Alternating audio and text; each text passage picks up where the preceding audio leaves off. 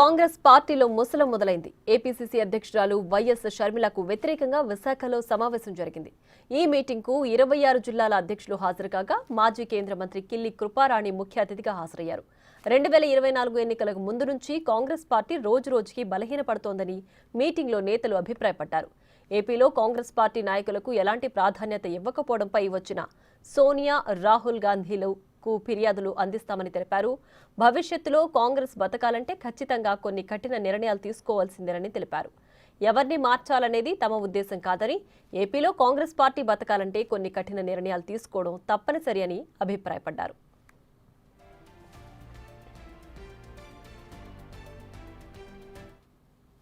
APCC chief షర్మిలపై పార్టీలో తీవ్ర వ్యతిరేకత ఉందంటున్న ఏఐసీసీ సభ్యురాలు సుంకరి పద్మశ్రీతో మా ప్రతినిధి రాజు ఫేస్ టు ఫేస్. పీసీసీ అధ్యక్షురాలు వైఎస్ షర్మిలపై వ్యతిరేకంగా 26 జిల్లాలకు సంబంధించినటువంటి కాంగ్రెస్ ప్రతినిధులు విశాఖలో ఒక సమావేశం ఏర్పాటు చేశారు. ఆ సమావేశంలో అనేక కీలకమైన నిర్ణయాలు తీసుకున్నటువంటి పరిస్థితి ఉంది.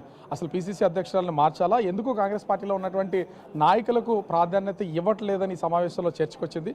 ప్రస్తుతం మనతో పాటు శంకర్ పద్మశ్రీ ఏఐసీసీ మెంబర్ ఉన్నారు. అంటే దేనికి సంబంధించి ఈ సమావేశం పెట్టడం అంటే ఇప్పటి వరకు వైఎస్ షర్మిల కాంగ్రెస్ పార్టీలో ఎవరికి ప్రాధాన్యత ఇవ్వకుండా సొంత నిర్ణయాలు తీసుకుంటుందనే అసంతృప్తి వల్ల ఈ మీటింగ్ పెట్టారా? ఈ రోజున 2014 ఎన్నికల తర్వాత కాంగ్రెస్ పార్టీ నాయకులు అనేక మంది పదవులు అనుభవించి డబ్బులు సంపాదించి పార్టీనికి అన్యాయం చేసి వెళ్ళిపోయిన తర్వాత కూడా పార్టీ క్యాడర్ మొత్తం కార్యకర్తలందరూ కూడా పార్టీ జెండా మోసాం, వివక్షకు గురయ్యాం, అవమానాలు భరించాం, కేసులు పెట్టించుకున్నాం. ఆయన ఇప్పటికీ కూడా వదిలిపెట్టకుండా రాహుల్ గాంధీ గారి నాయకత్వాన్ని బలపరుచుకుంటూ కాంగ్రెస్ పార్టీని ఆంధ్రప్రదేశ్లో బలోపేతం చేసుకోవాలని చెప్పి ప్రజా సమస్యలపైన పోరాటం చేస్తున్న వాళ్ళం. అటువంటిది ఆ తర్వాత రఘువీరారెడ్డి గారు పీసీసీ అధ్యక్షులుగా, శైలజానాథ్ గారు, రుద్రరాజు గారు వీళ్ళందరూ పీసీసీ అధ్యక్షులుగా చేస్తున్నప్పటి నుంచి కూడా మేమందరం కలిసి పనిచేసాం. కానీ షర్మిల పీసీసీ ప్రెసిడెంట్గా వచ్చిన తర్వాత అది కూడా తెలంగాణలో ఫెయిల్ అయ్యి, తెలంగాణలో పుట్టాను ఉంది, తెలంగాణలో చనిపోతాను ఉంది. అటువంటిది సడన్గా ఏవో కల్లబొలి మాటలు చెప్పి ఆంధ్రప్రదేశ్కి వచ్చింది. ఒక అవకాశం ఇచ్చింది కాంగ్రెస్ పార్టీ కూడా నమ్మి. అటువంటిది ఇక్కడ ఉన్నటువంటి కార్యకర్తల్ని, నాయకుల్ని కలుపుకుని వెళ్లకుండా ఈ రోజు వరకు కూడా ఎవరితోనూ మాట్లాడదు. ఆమె ఫోన్ నెంబరే ఎవరి దగ్గర ఉండదండి. కమ్యూనికేషన్ ఉండదు, కోఆర్డినేషన్ ఉండదు. ఎప్పుడు వస్తుందో తెలియదు, ఎప్పుడు వెళ్తుందో తెలియదు. 3 నెలలకు ఒకసారి ఆంధ్రప్రదేశ్లో కనపడదు. వచ్చిందంటే పీసీసీ ఆఫీసులో ప్రెస్ మీట్లు పెట్టి ఏదో నామమాత్రంగా కేంద్ర రాష్ట్ర ప్రభుత్వాలపైన ఒక లైన్ మాట్లాడుద్ది. మిగిలిందంతా కుటుంబ విషయాలు. ఎవరికి లేవండి ఈ రోజున కుటుంబ కలహాలు. అందరి ఇళ్లలోనూ ఉంటాయి, ఆస్తి తగాదాలు ఉంటాయి. మీరేంటి రాజశేఖర రెడ్డి గారు మీకు పంచారో పంచలేదో మాకెందుకు అవన్నీ? మీ ఇద్దరి మధ్య ఎటువంటి ఆస్తులు పంపకాలు జరిగినాయో లేదో మాకెందుకండి? ఎన్ని కోట్ల ఆస్తులు ఉన్నాయో మాకు అవసరమా? విజయమ్మ ఎవరి తరపున ఉందో మాకు అవసరమా?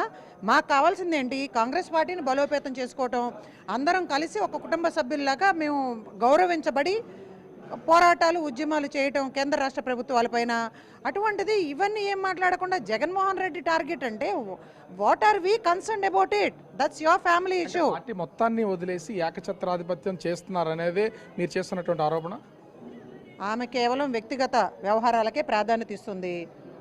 ఆమె ఎవరితో కలిసి సంబంధాలు ఉన్నాయో మాకెందుకండి? ప్రెస్ మీట్లో మాట్లాడి నువ్వు హీరో ప్రభాస్ గారి గురించి మాట్లాడతావు. మాకు అవసరమా ఇవన్నీ? సో మాకు కావాల్సింది ఏంటి? చాలా క్లియర్గా చెప్తున్నా. సంవత్సర కాలం అయిపోయింది.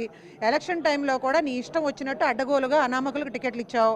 పార్టీ ఫండ్ వస్తే అభ్యర్థులకు ఇవ్వకుండా నువ్వు దాచుకున్నావు.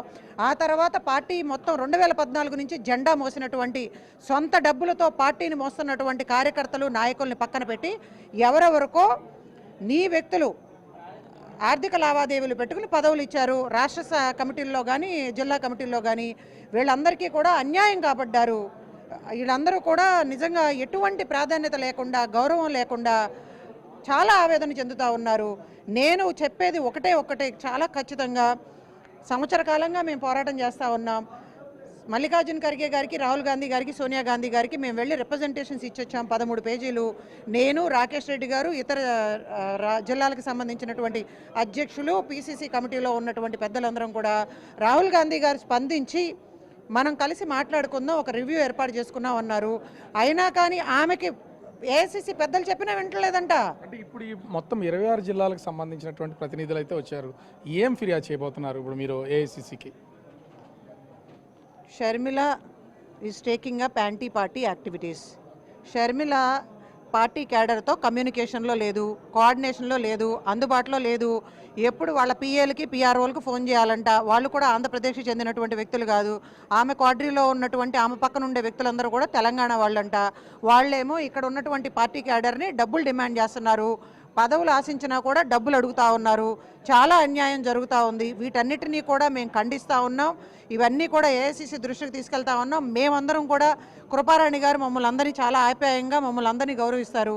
ఆమెను రిక్వెస్ట్ చేశాం, మేడం గారు మీకు సోనియా గాంధీ గారితో రాహుల్ గాంధీ గారితో మంచి సంబంధాలు ఉన్నాయి, మా అందరికీ కూడా గౌరవించబడాలి అంటే, న్యాయం జరగాలి అంటే మా ప్రతినిధిగా మా వాయిస్ని మీరు అధిష్టానానికి వినిపించండి అని చెప్పి రిక్వెస్ట్ చేస్తే మేము ఇక్కడ సమావేశం పెట్టుకుని ఆహ్వానిస్తే మేడం వచ్చారు. చాలా ఓపికగా 4 గంటల పాటు ప్రతి ఒక్క జిల్లా నుంచి వచ్చినటువంటి కార్యకర్త నాయకుడు ఆవేదన విని అర్థం చేసుకుని ఆమె కూడా కన్నీళ్ల పర్యంతం అయ్యి ఇక్కడ అనేక మంది కన్నీళ్లు పెట్టుకున్నారు సమావేశం జరిగేటప్పుడు. అందరి ఆవేదనని కూడా పెద్దలకి వినిపిస్తాను అని చెప్పి బాధ్యత తీసుకుంటున్నానని చెప్పి చాలా ఖచ్చితంగా చెప్పారు. అంటే ఖచ్చితంగా 26 జిల్లాల ప్రతినిధుల నిర్ణయం ఒకటేనా, షర్మిలను తప్పించాలనే నిర్ణయం ఉందా? మ్యాక్సిమం అందరూ అదే చెప్పారండి. షర్మిల పార్టీలో అధ్యక్షురాలుగా ఉండటానికి అనర్హురాలు.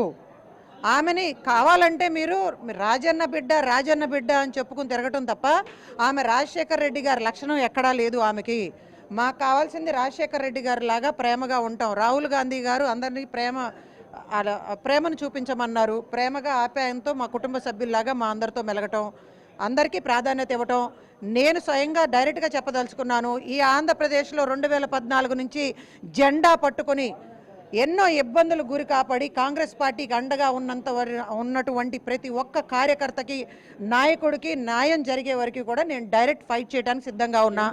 ఓవరాల్గా చూస్తే ఖచ్చితంగా ఏపీసీసీగా ఉన్నటువంటి వైఎస్ షర్మిలను పీసీసీ పదవి నుంచి తప్పించాలనేదే ఇక్కడ కీలక సమావేశంలో జరిగినటువంటి నిర్ణయం. దాన్నే ఏఐసీసీకి మొత్తం అందరూ నిర్ణయాన్ని ఫిర్యాదు రూపంలో పంపిస్తున్నాం. ఖచ్చితంగా కాంగ్రెస్ పార్టీని బ్రతికించడం కోసం మేము అందరం పోరాటం చేస్తామని శంకర్ పద్మశ్రీ చెప్తున్నటువంటి పరిస్థితి కనిపిస్తోంది.